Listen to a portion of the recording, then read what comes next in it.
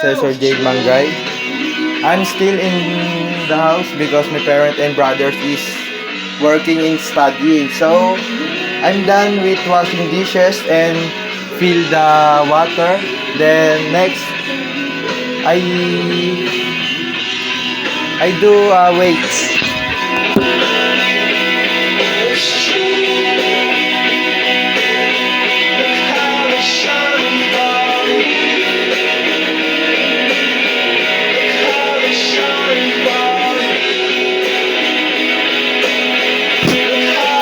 So, while waiting the washing machine done, I'm gonna talk to you.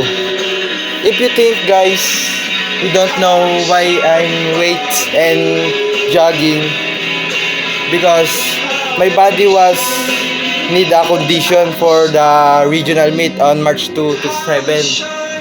That's my final race and last year because I'm a grade 12 student and I'm college soon.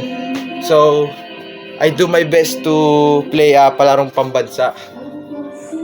So, if the washing machine done and this done, I'm gonna jogging from AKC to Kanumay.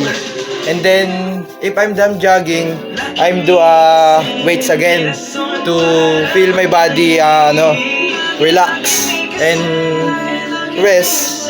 Thank you.